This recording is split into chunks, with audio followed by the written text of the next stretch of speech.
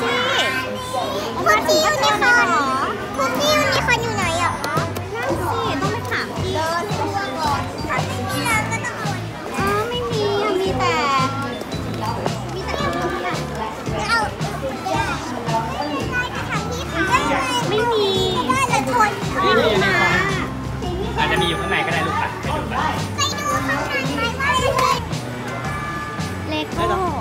ที่ทอยอาร์ตที่นี่ก็ถูกนะคะแต่ว่าถ้าไปตรงตลาดแถววานใจจะถูกกว่าเยอะเลย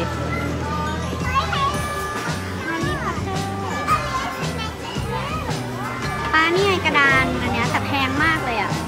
แพงสั่งอันนี้ถูกกว่า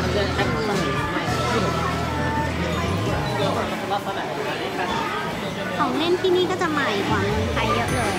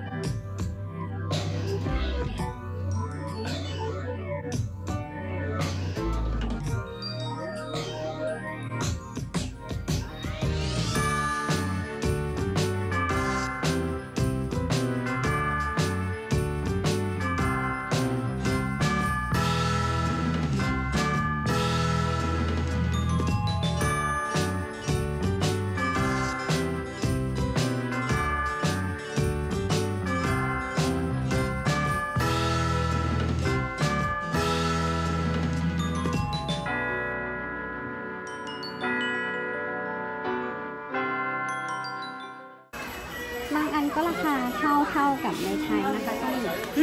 เช็คราคาก่อนมาก็ดีแม็กซิมอมนี่อันนี้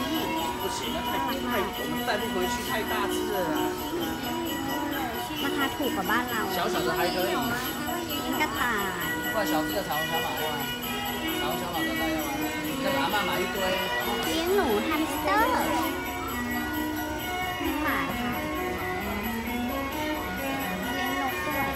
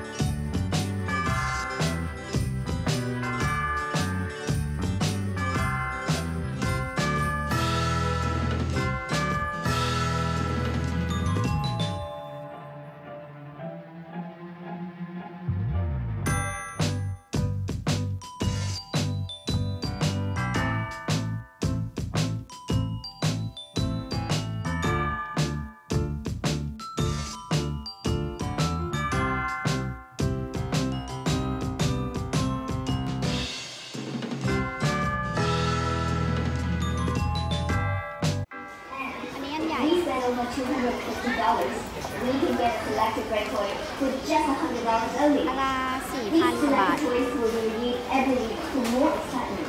Can you get one for me as well? All right, one more for you. Yay! The toys are coming up to me. Let's play around and get ready for a joyful Christmas.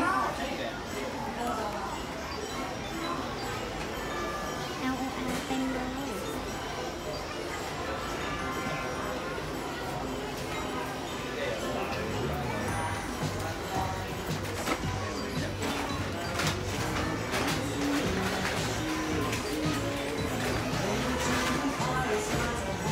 อันนี้มาใหม่นะคะของดิสนีย์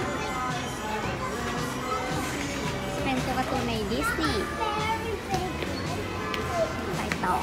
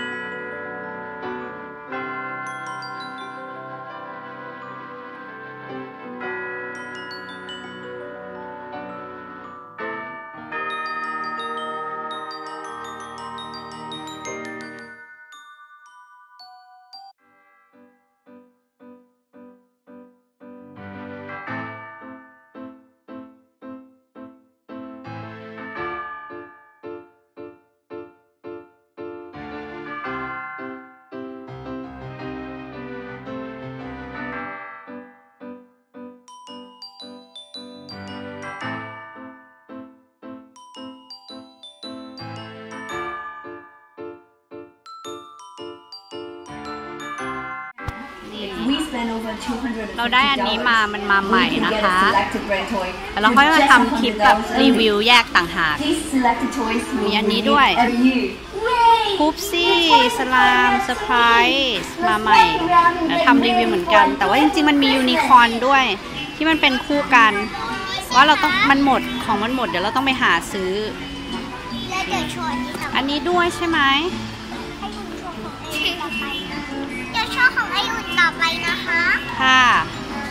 โอเค เรามาทำรีวิวกัน Adorable Adorable อีกอันหนึ่ง เดี๋ยวเราจะทำรีวิวอันนี้กัน รอชมรีวิวของเล่นในคลิปหน้านะคะ บ๊ายบาย